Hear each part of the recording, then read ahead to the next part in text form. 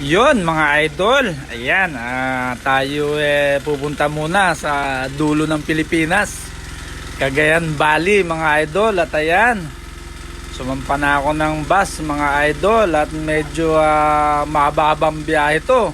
Almost 12 hours ang biyahe niyan mga idol.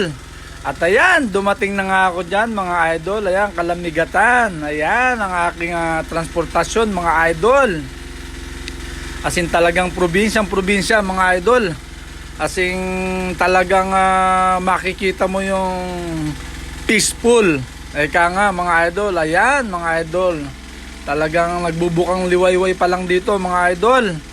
At ayan, napakalawak mga bukirin dito mga idol. At mamaya tingnan natin yung itinerary natin at marami tayong pupuntahan mga idol. Ayan oh. Misikat pa lang ang araw dito mga idol. At ayan, siyempre nung dumating na kami dyan mga idol, at ayan na, puro seafood ang nanda sa aming pagkain. Puro hipon, ayan, tiger prawns yan mga idol, sugpo. Ayan, ang lalaki nyan mga idol yan.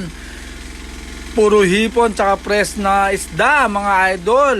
Ayan mga idol, abangan nyo uli ang aking susunod na vlog mga idol. At siguradong masisiyahan kayo at mapapanood.